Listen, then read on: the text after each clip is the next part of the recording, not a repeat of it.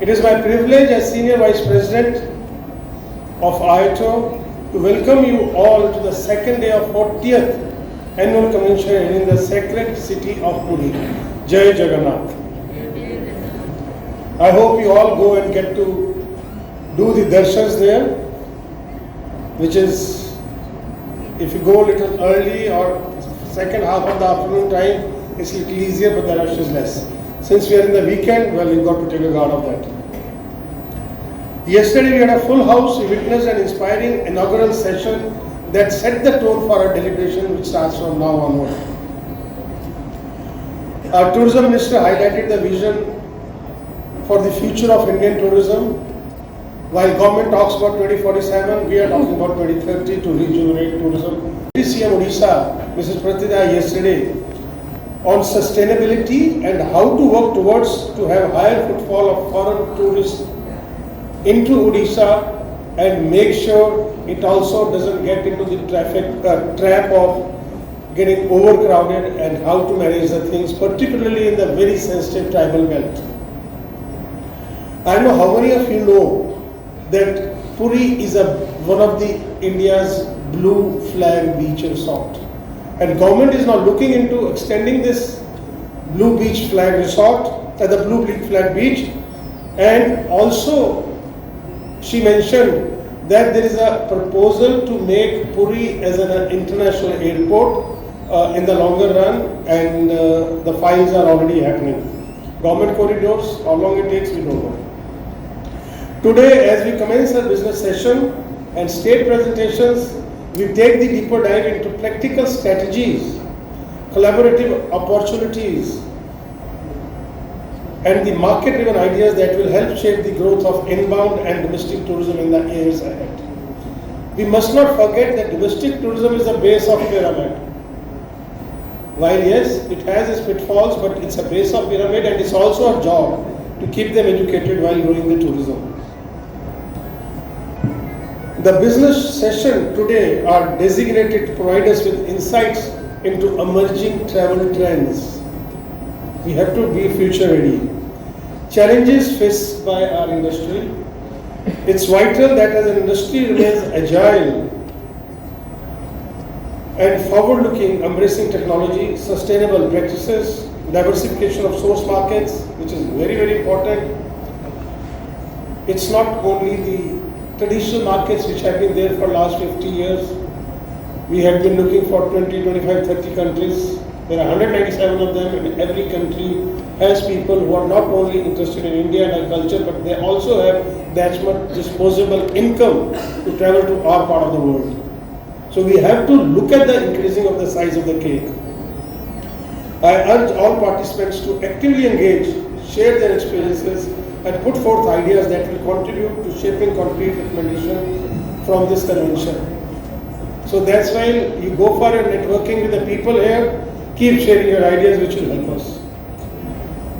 This time we have also kept, particularly keeping in mind with the future trends, the two new knowledge sessions covering customer liability and corporate insurance, which has been mandatory for EU countries and USA, but now more countries are asking for it. I won't say much on that, that will be covered in a session. You must attend, all of you, because the customer and consumer laws are becoming very tough now, and we have to make sure how we safeguard ourselves in that. And second one, bringing in technology into our daily lives of tourism. Technology sounds scary to the people to start with in the beginning, but once you are with it, it's technology all the way which will run for you and help you. So, same is go with AI. We are listening a lot about AI. It's not scary. Trust me, I've recently started looking into it, and it has started making some sense to me. So I'm sure you will also go for it. So a very important session onto it, particularly for those who are a little new to it. Attend that, get your notes, and we move forward in that. Equally important are the state presentations that follow during the day, course of the day. They'll be having in between the sessions India's strength lie in diversity. Each state brings a unique story culture experience that can be showcased to the global travelers. हमने राजस्थान, केरला, कश्मीर, लद्दाख बहुत दिखाया. We have 29 states, we have and the UTs. We have to expand into that. You'll be surprised that Northeast in particular only gets 2% of footfall of the foreign tourists. So that's a very big area. You can look into it, and we have presentations from there. So I would especially encourage our members to identify new circuits. While being here, there is a travel mart. 17 states are participating. Go get some ideas, and they'll be the best people to tell you during the day.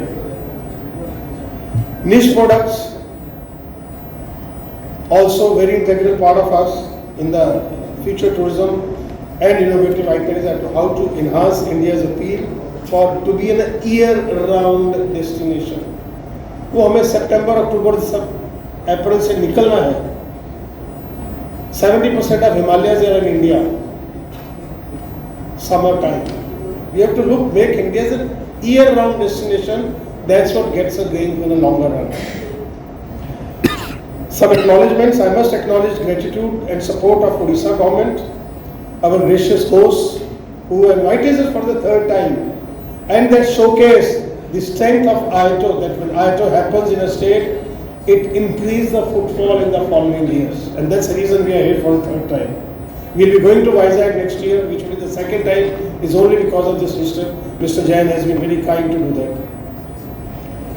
Odisha, with the spiritual heritage, stunning coastlines, vibrant culture, exemplifies how a state can leverage its assets to become a major tourism hub, as the Deputy CM also mentioned yesterday.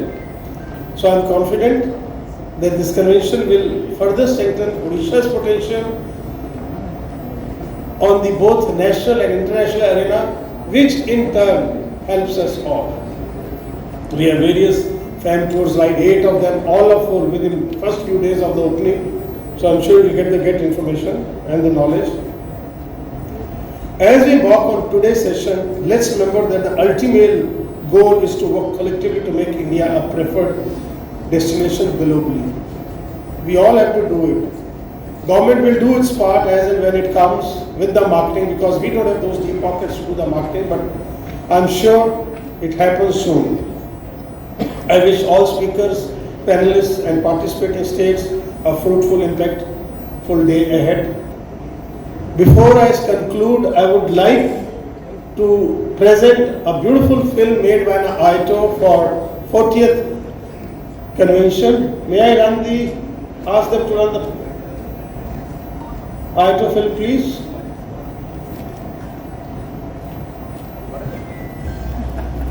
So we bring you this film which represents the vision, the spirit and the legacy of the Indian Association of Tour Operators.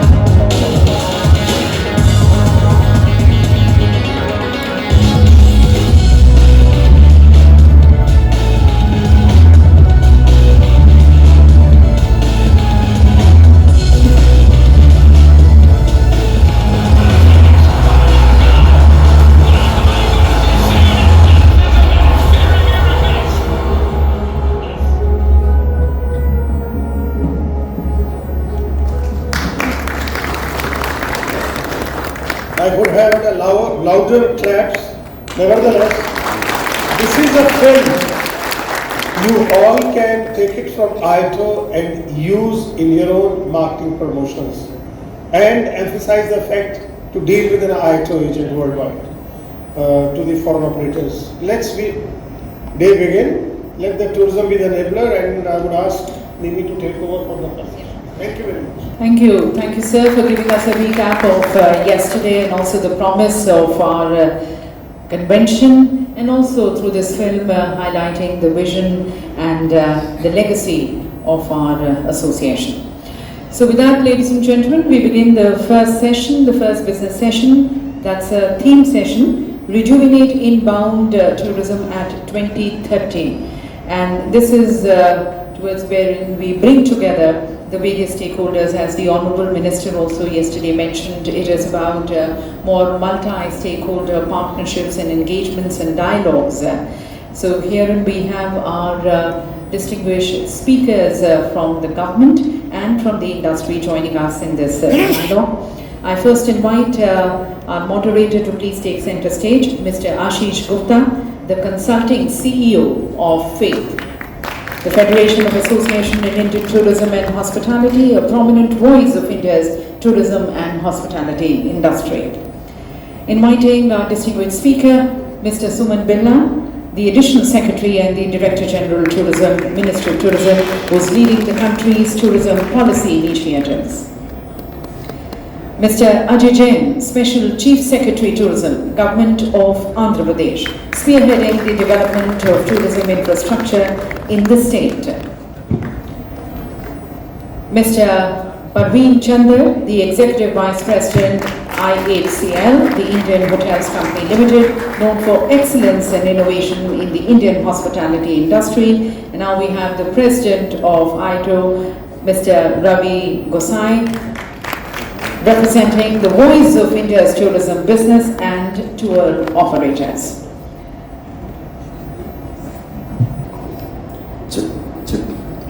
Namaste everybody. IATO President, EC, thank you very much for inviting me for this phenomenal session, and with a stellar panel here, we can't get better than that. First of all, I think it's a great coincidence that we are sitting in the state of Odisha. We are sitting in the state of Odisha because I think 3-4 days back, the Chandipur test took place of Agni 5 in the state of Odisha, where India tested Agni 5, which has apparently gone up to a range of 5,000 kilometers. It is phenomenal. And I think it's great that we are sitting in the state of Jagannath ji, and we are sitting in a state where our Prime Minister and our government has put us on the world map. And so I think congratulations to all of us as Indians and to the government for putting us right there. So I think let's build on that, Mr. Birla, that if the Agni 5 moved up from Agni 1 was 1,000 kilometers, Agni 2 was 3,000, Agni 5 is 5,000 kilometers. If such a complicated ICBM can be developed with increasing targets, what is constraining our inbound tourism? I mean, we say 10 million tourists. I mean, and we read the government's numbers all the time, 19 million. And we take away a lot of them are Indians. And you yourself have rightly acknowledged, and we are very thankful to you for saying that the actual leisure tourists must be around 4 or 5. So, the other day at the Faith Conclave, we launched a 100 million FTA target by 2047. Honorable Minister said we must double inbound tourists by 2030. So now when I'm saying double, not 20 million, I'm saying pure play foreign tourists. So if we have to, so let me put it out there. As our DG has rightly said, the actual leisure business is just around 5 or maybe even lesser. If we have to not double, which means take it up by 4 times by 2030, is this realistic, or are we just daydreaming? So I think good question. You've got the elephant in the room right in the beginning. So I think, let's face it, things are not going to change because we promote ourselves and say that India is the place to come, and people are not going to come like that. And even if they come, you just do not have the capacity in the country today.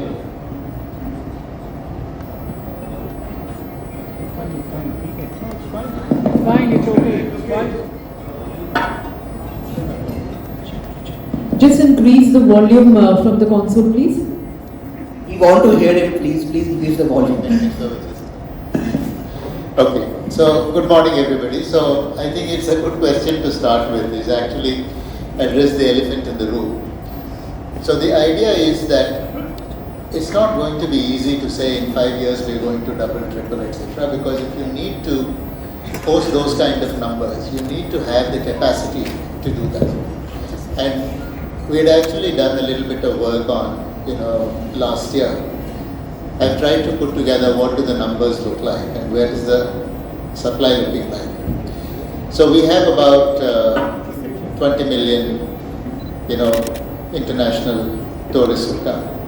And when you take the foreign tourists out of that, that number halves. And when you actually look at them by the purpose of their visit, if you take only leisure and business, that number is somewhere close to 6 million, 6.5 million or so.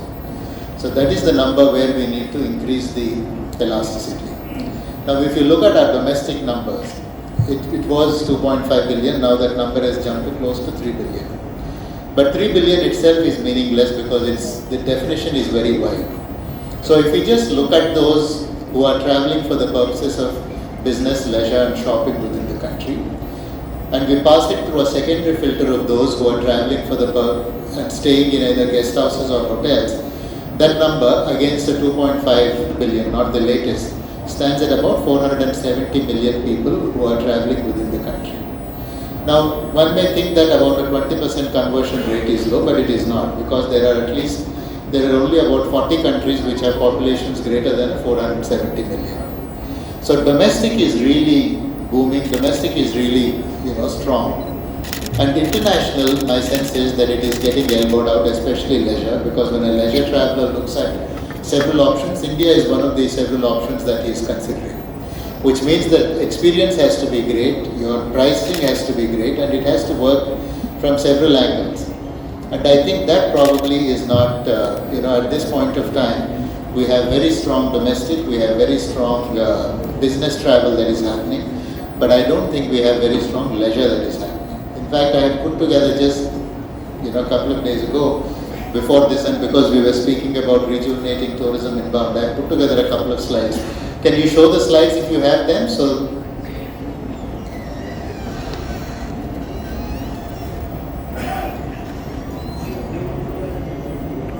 no, I think it actually frames it. If they are ready, it's good to. Oh, this is good. So, yeah, go to the next one, please. So I think basically if you look at the long-term trend, I've only taken the last 10 years, 2014 to 2019. You can see that Europe and America have shown a consistent decline. And if you look at especially Canada, UK and USA have shown a decline. And if you look at the Asia Pacific, it is mixed, but countries like Korea, Philippines and Israel are actually showing a little bit of a stronger growth trajectory. Middle East is doing well, especially Oman is pushing numbers in, and South Asia continues to be fragile. And for the purpose of this analysis, I've actually removed Bangladesh and Pakistan to remove this cube. Next one, please. So if you actually look at this, look at the way the numbers are growing.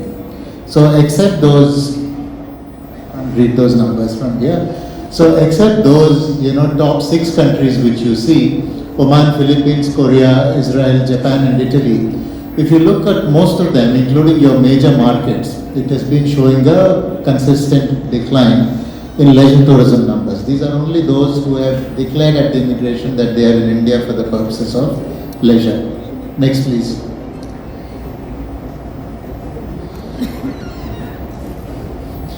But one should not be under the impression that this decline is happening only over the past 4 years. This is actually a 10-year trend. If you look at the first line, which is the light blue, that is the 10-year trend, and the darker blue is the 5-year trend. So what does it show here? So if you look at this and you look at Europe, you will see that it has consistently declined over the past 10 years, and the decline that has actually happened over the past 5 years is marginal. But if you look at the Americas, the numbers have actually declined over the past 10 years, and much of that has happened in the past 5 years. And Asia Pacific, there's a decline in the past 10 years, but in the last 5 years we've actually gained a little bit. And in South Asia is anyway not too much of a concern for us, but Middle East is showing us a very strong growth uptick. Next please.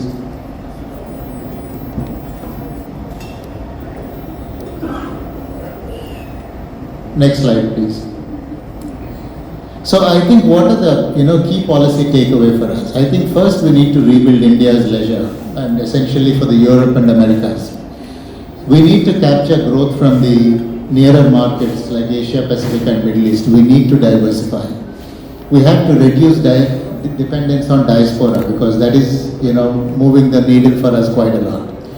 The fourth is whatever are the foreign exchange earnings that we do, we need to ensure that we count them in USD, because one of the things that you will realize is that when you put the number in Indian rupees, it shows a 36% increase. But when you actually remove the currency indexation because of devaluation, that number is actually closer to 13%. So it gives us a false sense of smugness that the market is expanding. And I think we need to really focus on which are the segments that can give us growth, and we need to go hell for leather for those. So that's the end of the presentation. So essentially what I want to frame and come back to you, Ashish, is that it's good to talk about all of these numbers. But for us to really move the needle, why is this happening? This is happening because the demand is outstripping supply, and supply is simply not keeping up. Because we have 180,000 hotel rooms in the branded category, we have 1.5 million hotel rooms in the unbranded category. And if we just map it to the demand that we have, both on international as well as domestic, and I'm just taking the 470 million domestic visitations, you need to have 3 times the number of hotel rooms that there are in the country today. And I think unless we are able to unlock that, and unless we are able to push the needle on that, this is going to be a challenge. In the short term, we can use several strategies like homestays, etc., to sort of create demand. But I think these are the pathways that we need to create for us to truly unleash it. But to your question of whether I think it is feasible or not, I am a great believer in India, because I have actually seen several sectors which have gone like this. Telecom sector, for example, power sector, for example. When I was a young officer, I did something on the power sector, and I said that India can become surplus power generating country, and everybody laughed at me and they said that it's never going to happen. And we had these, chronic power shortages there, and, spot purchases, all kinds of nonsense. But just by unleashing that, policy framework, you create the right conditions for the industry to come out and thrive, money will come. If you have to build 3 times the capacity, the requirement of capital that India needs is close to 10 lakh crores of rupees. And if you have to get this 10 lakh crores of rupees, it's not going to come from the government. But if you create the right policy impetus, there will be private equity funds, there will be venture capital funds, there will be capital from all parts of the world will come, and we will be able to do that supply. And I think the first thing we've done is that 50 destinations. So in India, we are always incremental in approach. So we think that if that works and if we are able to do that well, it will open the space for larger sanction for infrastructure status. Well, thank you, but what it tells also is that 2030 tak to nahi hone wala. This is going to be a very 10 lakh crores. 10 lakh crores is a number which means if you take a debt equity ratio of 2:1, you're looking at almost 4 lakh crores or 5 lakh crores of private equity. And if you look at a typical building cycle of hotels, it takes around 3 to 4 years, which means, Ravi, I think we should change that to 2050 or 2040. Really doing it inbound by 2040. What I'm just saying, I think it's but you know what, I think with Mr. Billa, we can be assured that He's given us the right analysis, and this is what needs to be done. And he's not saying that yes, these numbers are yes we will have these numbers will happen. I think he's given us the roadmap that if it has to happen, all of these factors have to come in place. Is that right? Is that right? Otherwise, Absolutely. it's not just a demand. It's not just a version 2 of Incredible India or just adding some hotel rooms. All of these really have to come in place to make this happen. So, which means the center and the state. Thank you very much. We can always trust you. The reason why I said it is that all of us can sit in the room and say nice things to each other and then step out of this thinking everything is good. But it's also important for us to understand where the levers are and where we are lacking and what we need to do. And that's a good part about interacting with the DG, that he is telling us that it's good to be optimistic, but it's also good to be pragmatic. And I think, thank you, it's nice that we are starting our morning with a good strong dosage of reality. Alright, so let's pick up another sense of reality. I was reading yesterday, again, a sense of pride for India, and I'm not sure if all of us know, I didn't know. We as Indians export 60% of our mobile phones, iPhones, we are using iPhone, I'm assuming, which are made in India to be consumed by Americans. So if you're buying an iPhone in America, it's made in India. If you're buying the 35% of Samsung exports are being mobile phones, are being done from India.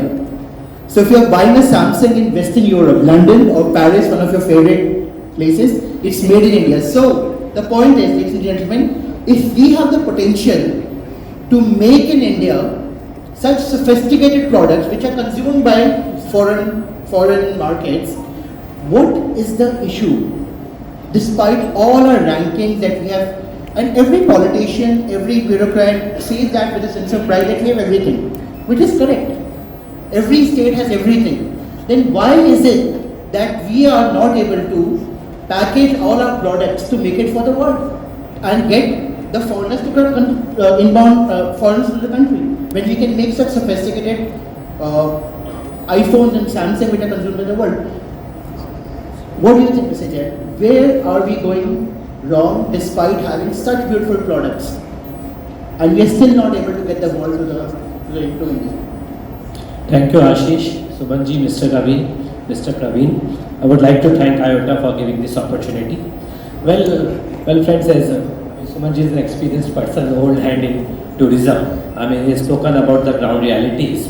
I would substantiate what he has told. See, I mean, it's a multi-pronged strategy which we have to adopt, and then so many stakeholders are involved. It's the central government, state government, the private operators, the hoteliers, everybody. Now, what I would start from where Suman left is, first, I think it's my personal view. I think we have to start from the countries, like he correctly gave the analysis of the countries where people are mostly traveling. So we should list out the countries where we have mostly foreign travelers who are going not only essentially in India, who are traveling outside. So first, a mapping of those countries who are going outside we should make up. Secondly, which countries they are going to. Like suppose if Americans are going to say Vietnam, or they are going to Indonesia, or they are going to Maldives. So we should have that analysis, which country travelers are going to which countries. Then we would know for what purpose they are going. So once we know that, then we know what is their liking, what is their preferences. Then we should list out what are our strong points. I mean, so we all know our strong points are like health is our strong point, luxury tourism is our strong point, culture is our strong point, wellness is our strong point. Similarly, MICE is our strong point. So we should list out our those strong points and spread across seasons, spread across regions, because different states are different. To be very honest, so far if for inbound tourism we have to consider, if we talk to any foreigner, mostly they know only about the Taj circuit, they know about Goa, they know about Kerala. That's all. What the rest of the India has to offer, many of them, I would say, most of them are not aware of it. So once this mapping is done, so that's the job I think the central government is doing, and then the role of IATA comes. See, you all are working with the foreign operators there. Mr. Raviji was just mentioning. So you are all operating with them. So I think we should know what is that they are looking for. So once if we know the preferences, we can sell these places. Then the role of the states is very important. See, states first is law and order. See, as we were discussing in faith, even if one incident happens, I mean, it sends a very wrong signal. So I think law and order, we should be very firm. And remember, even today in many of the states, many of the places, not essentially in all the places, but in some of the places, when a foreigner comes, people start staring at them and just looking at them how to extract money from them. Whether it is a taxi driver or it's a shopkeeper or if it's anybody. So I think that attitude needs to be changed. We have to be very friendly towards the tourists and then we need to train. So that I think the state governments in terms of policy, in terms of demand, what Sumanji just said, we have to create hotel rooms. That is what the state governments can do by providing incentives over and above what central government is giving, by giving them lands, by giving them SGST reimbursement. So more hotel rooms would come. Then last mile infrastructure in terms of road connectivity. See, I mean, central government up to airports, railways, it's fine. But ultimately, traveler has to take the road. And the last mile connectivity to reach a resort, you have 50 road bumps.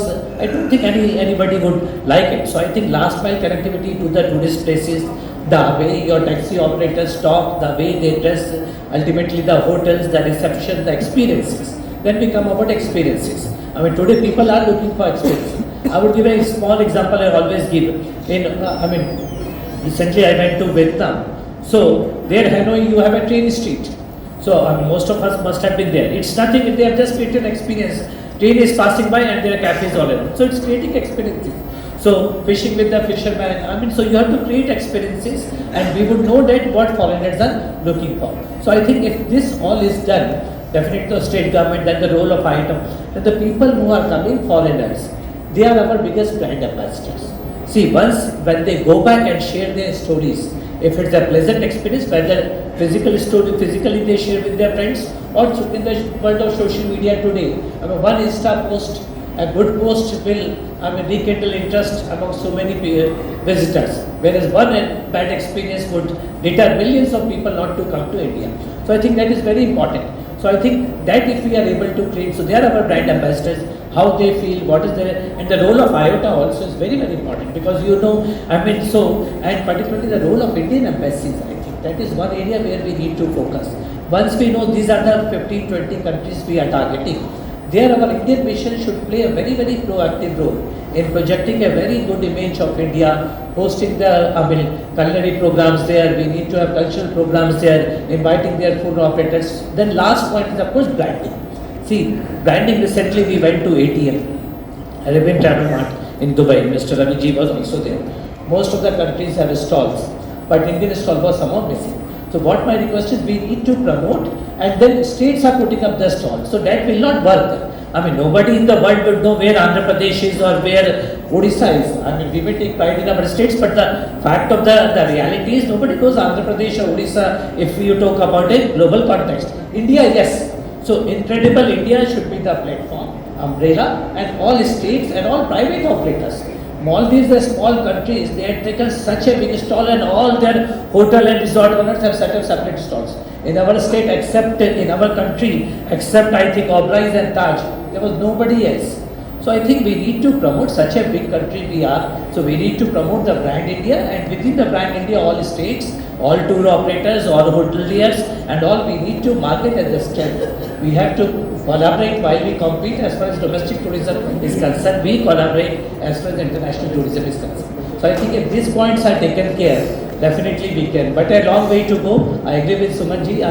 Very, very long way to go. But if we all work, yes, as you rightly said, when we can manufacture iPhones better than this, why can't this be done? But yes, entire ecosystem, all stakeholders need to work. A big clap for both. I'm a bit confused. Are we sure we have the right people here? Both Mr. Billa and Mr. Jain are talking like, giving us such a pragmatic viewpoint.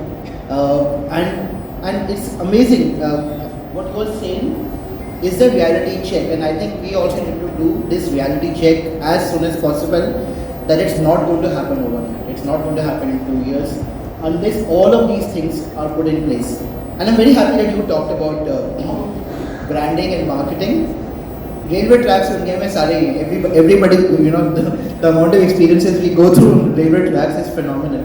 At the Faith Conclave last week, Amitabh Kanji said, and you all know what he said, 20,000 crores must be given for branding for India. Now, let's take that at face value, that 20,000 crores is being given. Praveen, you are India's key man, a key sales and marketing person for India in the private sector, who's selling the country's tourism assets and branding abroad. Suppose this 20,000 crore comes, and it's not a figment of imagination. I'll tell you why.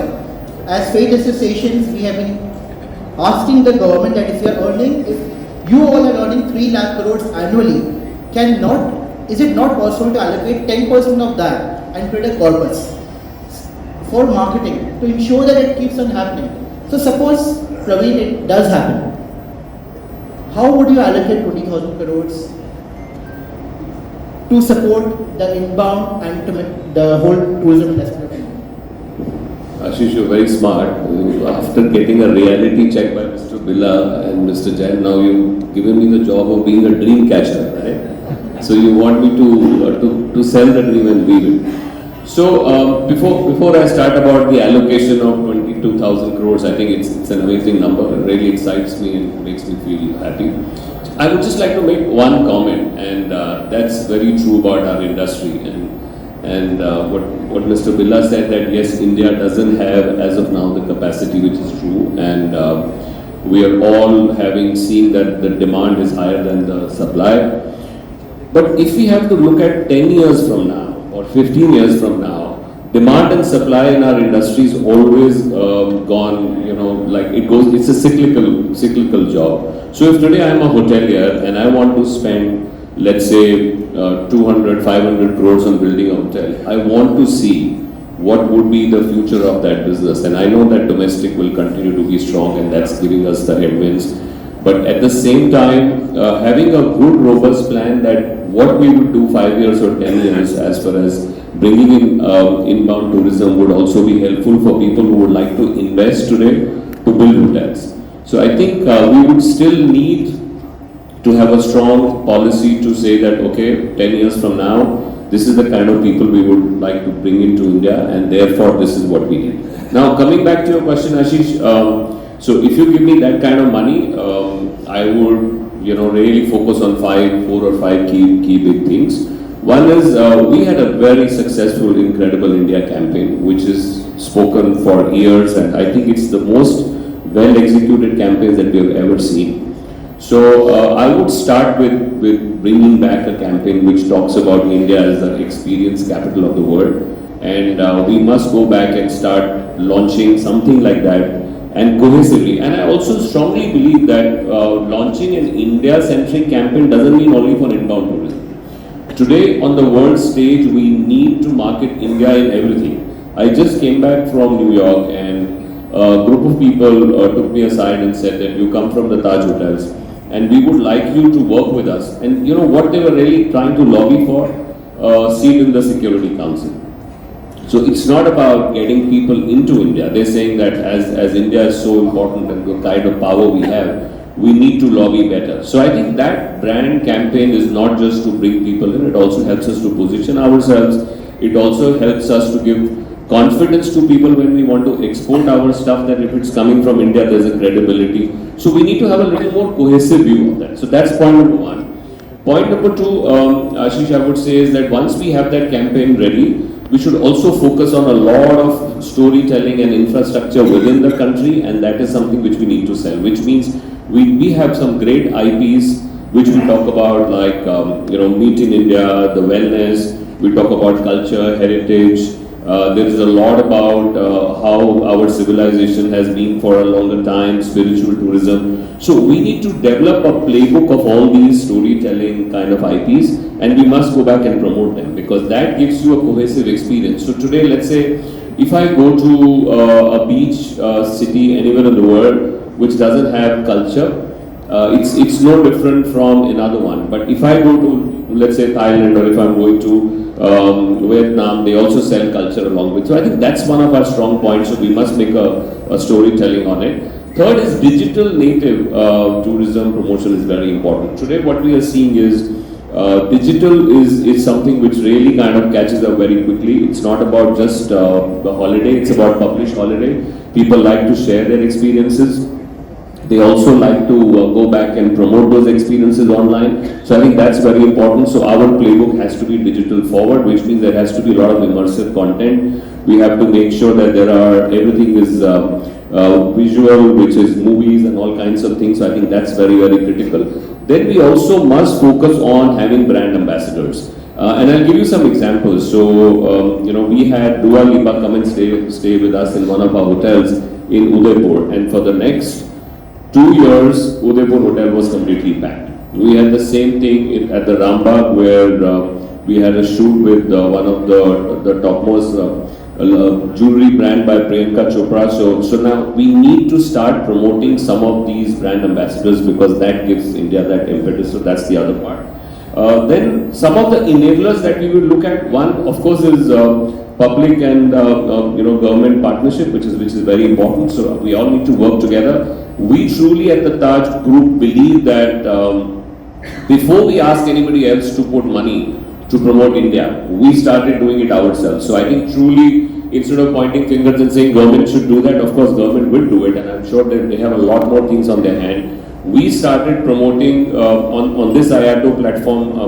My boss, Mr. Chadwal, came and said, we will not wait till others start investing money, and we are spending about 20 crores in the next 3 years. And we will show you a movie at the end of this, how we started doing that. So we will continue doing our job, and I think each one of us have to keep doing that. And if you have 1,000 members sitting in this room, each one of them have their relationships. Even if we do a standard template which they can use to promote India without costing any money, that can be helpful. So I think we need to do some of those things. And the other enablers, of course, is we must look at the Gen Z, which is the youth, because they are the biggest brand ambassadors. They are very well connected. We need to focus on. So I think this is what I will do. I can publish it in detail if you want at a later stage. I was caught a bit off guard by your question. Now we'll come back to you once the 20,000 crores allocated. You have to make a budget for it. Perfect. Good. I love doing that. So thank you. Okay, thank you so much, and thanks Raj for partnering with the industry. And I remember, I think it was at the Bhopal convention. No, it was at the Bhopal convention where he announced, and thank you very much. Therefore yesterday I was reading in the paper that there is this man in Delhi who was arrested, I think, because he wanted his wife. He told his wife, either you train like Noha Fatehi, or you diet like her, because you have to look like her. And so I resettled this target. Ravi, what is with the target? I mean, are we being fancy? Are we being imaginary in our targets, considering what correctly Mr. Bella and Mr. Jain have said? Or should we do a reality check and say that this is where we are, and we have to be realistically planning our approach forward with the government? Or shall we all become like Noah Fateh, in 2 years from now? Thank you, Ashish. First of all, what I believe, what Mr. Bella said, what Mr. Jain said, there are two visions. One is stakeholders' vision and one is government vision. And I think government part, when Indian government talk about Viksit Bharat 2047, it's a very good goal. Government should think on a longer period. But as an industry, I get lots of calls from our members whether we will survive in 2047 to see that growth. So that's the reason we choose the target for next 5 years. So most of us will consume and see what we will get in next 5 years. So in Faith Conclave, if you put the data of we'll have in 2047 100 billion inbound tourists. So I expect in next 5 years we should have at least 20 million tourists. And there we are going and moving forward to it. We work very closely with Ministry of Tourism and various state tourism departments. And when we talk, we always try to put stakeholders' point of view in all policy matters. Whether it's digital outreach, like what Mr. Praveen Chandra said. So it's not like only making commentaries on digital. We all understand what is the role of digitalization. What we, for example, for last couple of years in our conventions, we bring 30, 40, 60 travel trade media guys, and we have seen Suman sir, since yesterday, like there are 200-300 reels digital content generated. This is how I think we should be more practical as an association to work on it. And can you believe it, when they tag 2 members and the association, then further there are FTOs also who are watching us. And we made this convention live, and there were around 300 people watching yesterday. So this is something what we need to have as an industry body, put all these things practically. Yesterday, our Honorable Minister, Tourism Minister said about easing of visa. And I'm very happy, I must tell everyone sitting here that Ministry is in regular touch with us, taking feedback. Couple of months back we have a meeting chaired by Secretary Tourism, where Minister of Home, MEA, everyone was there. And they are constantly taking our viewpoint, the feedback from our customers, like what problems they are having. So these kind of things are very important. And secondly, I believe that as an industry, we also have a responsibility where to reach and how to reach this 20 million tourists. So skill development is one of the very important part. Diversification of product is something which is very important.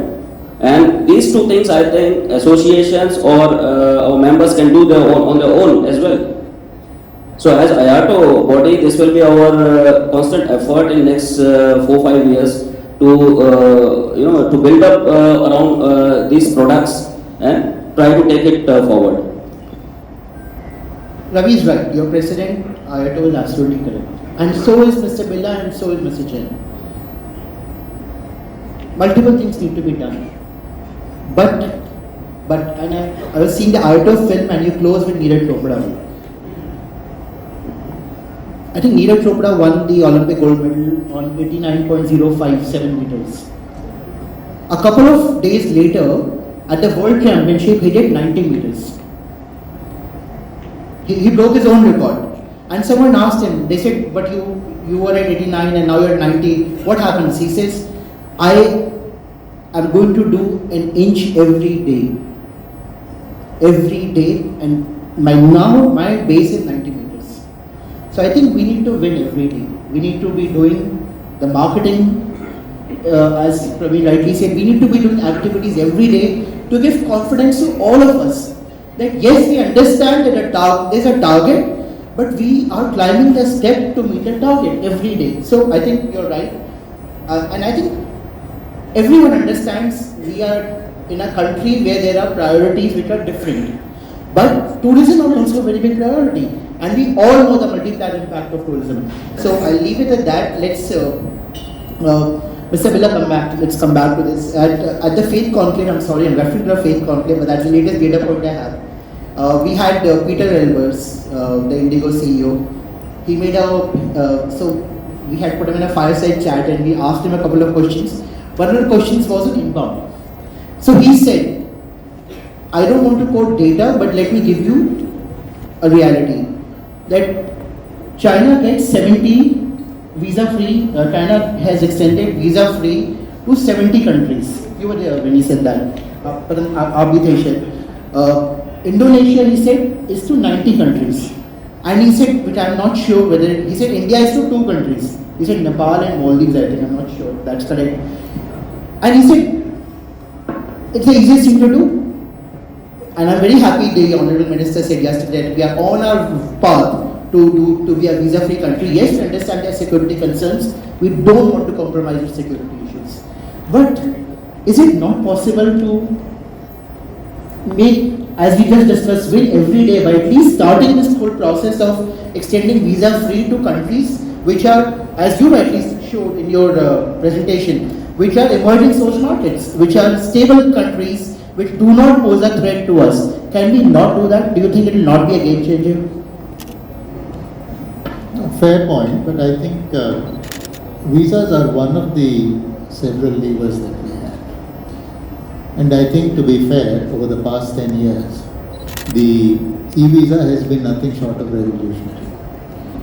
Today, most of the people who apply for a visa get it within 24 hours. And it's very, simple, straightforward. There are some tweaks that we can do to it, like the form is in English and how do we adapt it to other languages, etc. That is work that is already happening. Visa on arrival essentially means that you're going to allow a person into your country just by virtue of the fact that he belongs to that country. Now that requires a very high level of, confidence that you need to have, and we have our own, peculiar security situation that we are in. We keep pushing the needle, having this conversation with the Ministry of Home Affairs. But they also have, their own concerns, because you just need one bad egg to come and, spoil the entire thing, for us. And they always cite the example of David Coleman Headley, who was a US citizen. He came to India and then, So, I think visa on arrival is good. I think there are some countries whom we could look at, but we could also look at some proxies. In the sense that if there are countries which are issuing visas after a thorough security check, and if there is some level of alignment with us, it is possible that we could use that as a proxy to allow people to, sort of come into India. So I think for India it's a little bit more of a complicated piece. It's not as straightforward as it would be for China, which is, whose internal security is entirely different from the dimensions that India has. But there has been considerable amount of growth, and I'm sure there will be new pathways which will open up. Yeah, so correct. We don't want any compromise with the security. Just giving this point, and you rightly said, we are 99% of the world's CEOs in tech companies are Indians. We are a global leader in AI. From people perspective and now from digital payment interfaces. So I'm leaving this point that probably we need to integrate AI and digital to be able to do the screening.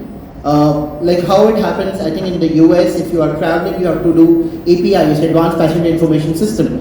Maybe something like that, but again, as you rightly said, we don't want to compromise your pushing the needle for all of us. Thank you very much for that. Ashish, just to clarify, the reason why we are able to issue the e-visa in 24 hours is because it does exactly that. What is the architecture? There are servers on which all people of interest are listed. So when you make an application, the data is bounced against that server. If you come clean, you get your... No, I agree with you. I remember we are in 2025, 2013, we got the call from Mr. Parvez Dewan in September 7th. He said that we are looking at doing a revolution on visa, and together all faith associations made this note. We went and this whole discussion started, and within 6 months it concluded, and we were on the e-visa regime. It started with 8 countries, if I remember, and we are now at 160 countries. That's fantastic. I think thank you. It's a great activity that the government has done, and yes, please keep on pushing the needle. That needle is very important. Actually, we asked for 13 and we got 40 in the first go. So that's entirely because the Prime Minister said, if you can do it for the 13, why can't you do it for the rest? Correct. Success breeds success. Mr. Jain, most of our states in India are comparable to the countries internationally in terms of the size, in terms of and population, but we have more to offer. Japan and now Thailand yesterday, they have said that if you are entering the country as an inbound, within the country you can go anywhere free, if I understand. Do you think between you and Mr. Billa, suppose you have to promote inbound, and we say you enter the country, I'm just hypothesizing right now, you enter the country and then you can go free within the country, as a state, how do you think, is this possible within the country? If yes, can something between the states and the center be worked out to promote an inbound? I think, well, the idea is laudable, but I think what visitors are looking is not the free movement.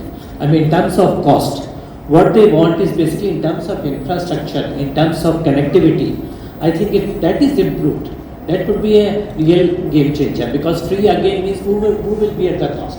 It is not free. Either the airlines with the free movement, the airlines have to bear. No, they would not. Do you think Indigo will bear the free cost? No way, we all understand that. Similarly, so either central government or state government. So I think it's a long call to take. But what I would suggest is, instead of that, in terms of infrastructure, In terms of connectivity, the moment he lands in say Mumbai or Delhi, which are our international airports, from there if he wants to come to Puri, so how is the connectivity?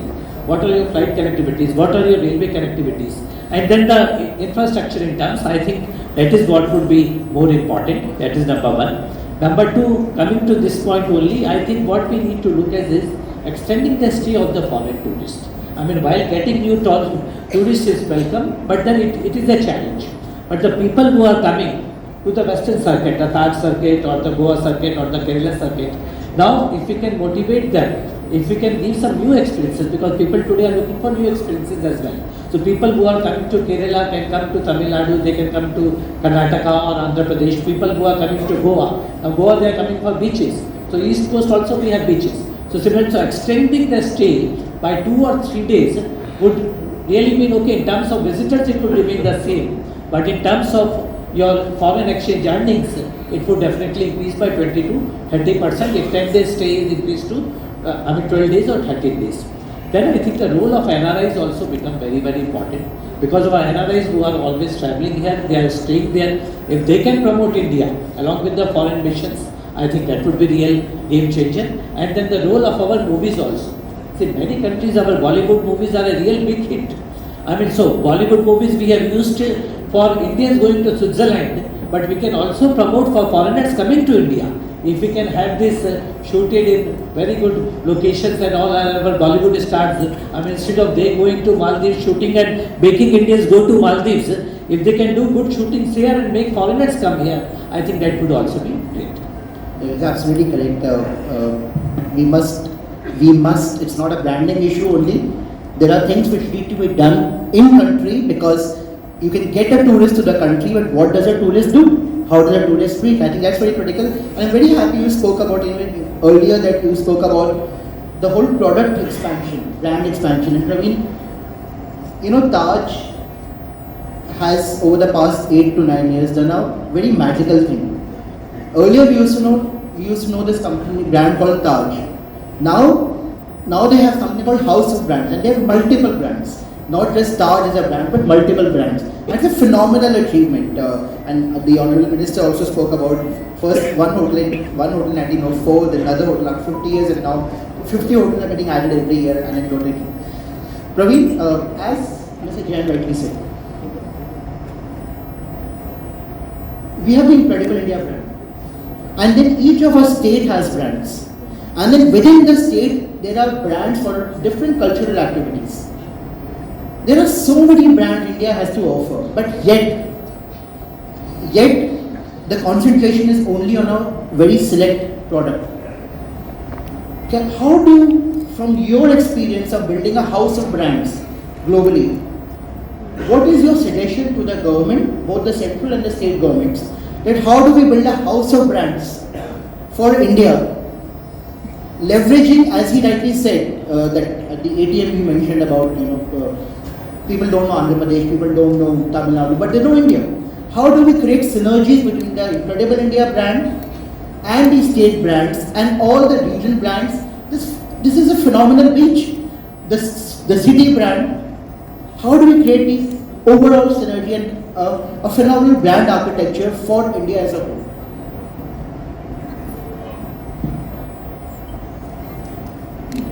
I think we really need to hear everybody. We need to have the mic here. Hello. Yeah. So, Ashish, interesting question. So, firstly, I'm because I've been part of this industry for 3 decades. I'm quite excited to see how states have started promoting, and they are allocating funds. They're traveling all over the world to promote the states, and including spending money in print and so on, which is outstanding job done. And that also keeps the fire burning, because somebody has to keep putting the wood in it. So coming back to your question, I think the most important aspect is that we need to have a house of brands approach, but there needs to be under a branded house, right? So which means that Incredible India or whatever tagline that we take for inbound tourism needs to be the key tagline under which most of the states' promotion should ideally be working. So it's a bit like SEO, SEM that we do, right? We've been doing that for years now before AI came in. So if you are going to start promoting, let's say, Andhra Pradesh, but you don't tag it up with Incredible India, or there's not enough work being done for India, people are still coming to the country. So you need to have that tagged with the country. So that's one very important thing. Ideally, I would recommend a three-tier structure. Number one is that every state initiative should have the brand India on the top, because that's important, and there needs to be equal amount of impetus on that. Secondly, we must promote the states the way they are, because each one has its own genre, it's got its own different kinds of expression. But these states can also be more synergetic. So for example, some states have certain things which are far more superior than others from an inbound perspective, so they should promote those. So let's say a state might be more culturally rich, there might be a state which might have the most beautiful beach experience, there might be a state which would have the best hills experience. So we should try to kind of encourage what is their core competence, then everybody trying to do everything, because then you're competing against each other. So that's the second thing. And the third thing that I would ideally do is, I would also work on IPs. So in my last 4 years of being as a commercial head of IHCL, I've been focusing on emotive IPs, and we've seen that the resonance that it creates and the mindset that it comes in is huge, which means that you position yourself, be it festivals of India, celebrations by Taj, be it India with Taj, and in a similar way we could work on spiritual tourism, we can work on heal in India, we can work on meat in India, because MICE is a very big, we currently are very under-penetrated as far as international MICE is concerned. So we must create this repertoire of IPs, and we should market them accordingly. So again, it's about putting all the different kinds of jewels together, but there is one single crown. So how do you kind of stitch that in? That's important. Absolutely correct. We must ensure that as a country, we do not duplicate the efforts. Each state has offerings, but all of us can't target the same market. And I think we have very progressive bureaucrats today in all states. We need to have a synergy between the center and the states to ensure that there is no duplication of efforts. And we need to build on each other's efforts rather than duplicating them. Ravi, in Japan, I believe there's something very interesting happens. That if the train is delayed by 45 seconds, the government apologizes to you and even refunds your Ravi, as has been highlighted by Mr. Billa and Mr. Jain, we must build ourselves internally first. Do you think if our public services, our municipalities will become safer, become cleaner, we become more integrated, do you think that, number one, how do you think we can ensure that our municipalities are aligned to the vision of inbound? Not just for inbound, even for us, we need safer roads, we need cleaner roads, we need, as he said, roads without 50 potholes. If you think that happen, number one, how will it happen? If it happens, do you think it will have an incremental effect on inbound? Ashish, I believe it's not only the government or municipal or any authorities who has to think about it. It's a process which people also have to be aware or be and understand the importance of cleanliness when you talk about the cleanliness. So this is a both-way process, and overall experience for any destination is very important. It's not only that people stay at the nice property. For example, when we did this convention at Puri, we requested collector of Puri, we met that the area should be clean, because if somebody is visiting this place, they should see cleanliness also.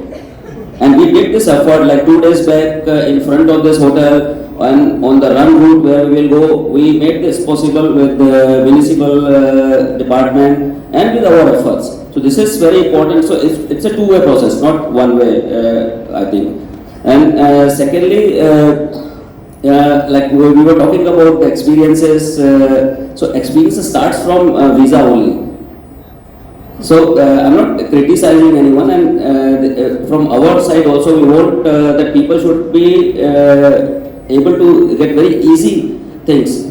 We should not abolish visa or if it is visa on arrival, there should be the laid down terms and conditions whatever government should have, but the process should be easier. So we are in constant touch, I said, with the ministry and give suggestions time to time. And also, again, I think we have a very great session on Brand India, and we have Mr. Bella will be again there. So I don't want to talk much about this, how the incredible India brand will go forward. The overall experience with the tourism, again I said, onus is not only the government. What stakeholders, what association can bring on the table also makes an important part. So as IATO, 2-3 things are very important for us. Skill development. So we have blessed to have 100 training courses on different subjects within our membership. And also awareness campaign for cleanliness. We cannot clean, we don't have this muscle power or resources to clean the country, but yes, we can aware people not to make it dirty, Absolutely correct, and I think we have 2 minutes left, so we should become like the Japanese train, and I don't want us to apologize if we get delayed. So let's sum up. Give me a minute, please, to sum up this lovely things that all of our panelists have said. That yesterday the Deputy CM's very nicely said, "Apna Haath Jagannath," and I would believe it means that the power lies in us. Unless, I'm sorry if I'm misinterpreting it, Apna Haath Jagannath would mean that we have the power to change what we can. And it's not going to be easy, it's a long journey. Genuine 5 million foreign tourists, leisure tourists to 20 million. I know you have a film, and just want to summarize, and then and Taj has a quick thing to show. We have to move from 5 million to 20 million, and I think for that we also need a correction to do on our analysis. We cannot say that we have 1.5% of the inbound share. A majority are Indians. That ITA number, international tourist levels, I think at some point, given the fact that so many Indians are now expats, at some point it should not become Indian tourist arrivals, So I think that correction also needs to happen. It's a supply and demand, as rightly said. Both the supply and demand have to move in cycle, but we need to see incremental changes every day. We need last mile. We have phenomenal experiences in India. If we can be 4th largest GDP in the world, going to 3rd largest another 1 year, then our tourism cannot be the 39th largest. Tourism also can be the 4th largest in the world. We have to be in the world's top 5 economies. As has been rightly said, our experience has to be till the last mile. It cannot be that you enter the swankiest airports in the world and you reach the destination after 3 days with a lot of potholes. Our Indian missions are now, I believe, responsible for promoting India, but we need a solid plan with each mission. We need a solid budget, and we need a solid plan of action, because if they are our feet on the ground, then they need to be on the ground, working with the trade partners. Film tourism is very critical. I remember all of us must be in the same age group that we saw Octopussy so many years back when Roger Moore came in, and then we had Julia Roberts who came Eat, Pray, Love. Then you had Tom Cruise who came Mission Impossible. You're absolutely correct. Movies is the best way of promoting, and I would urge very strongly that instead of us talking about ourselves, let the global stars become our natural brand ambassadors. Storytelling is very important, and we have examples of YouTubers who are billionaires because they're storytellers. And perhaps a very important strategy to promote inbound is to have most of these influencers on our I can't say payroll, on our database, to ensure that we are working with them. I think it's very important to have house of brands and integrated marketing. It's very critical to have the right data. I think our data there's a very big paucity of data for both domestic and international markets. We need to have the right data for it. We need to align our municipalities to the inbound vision, so that we can't be incredible only on the paper or on the digital media. We have to be incredible inside, and we have to be incredible today. We have to be incredible for all of us, because then we all become our brand ambassadors.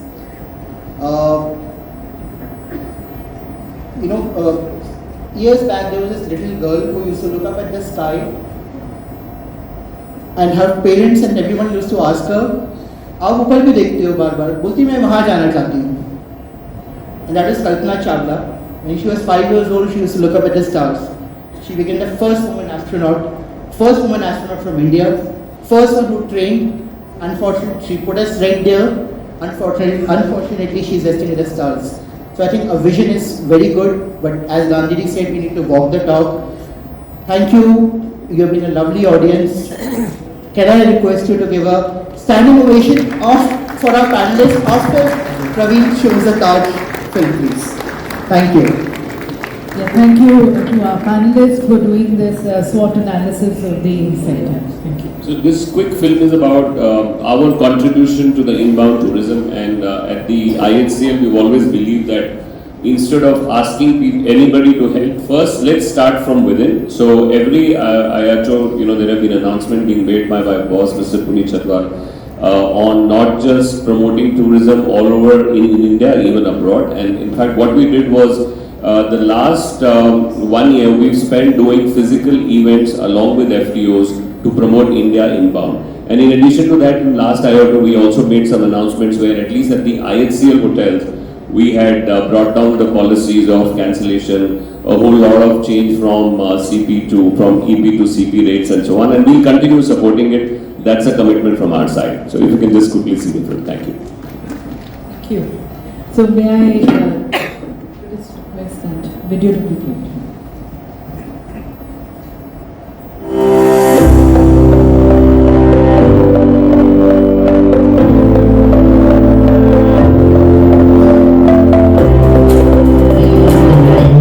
To spend 20 crores over the next 3 years to encourage inbound tourism in India.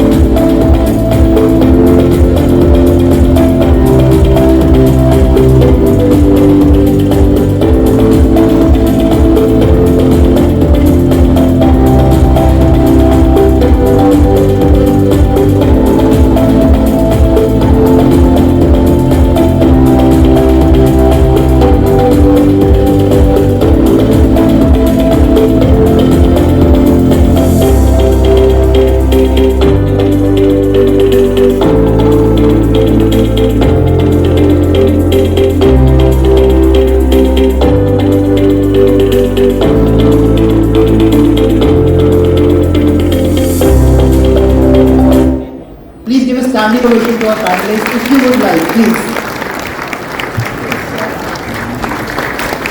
Thank you, and may I request Mr. Ravi Gosai to kindly present the mementos, expressing our gratitude and appreciation and thanks to all our eminent speakers, to our moderator, excellently moderated session, bringing in a 360-degree view of our sector, the key drivers which are going to be promoting the growth of the sector, and towards building a more robust and vibrant ecosystem, from marketing to promotions to brand ambassadors to last mile connectivity, all being spoken here. Thank you very much for bringing in these growth points which are going to be adding more speed and scale towards the growth of the tourism sector, and as was reflected, the target of 2030 is a realistic target which has been set.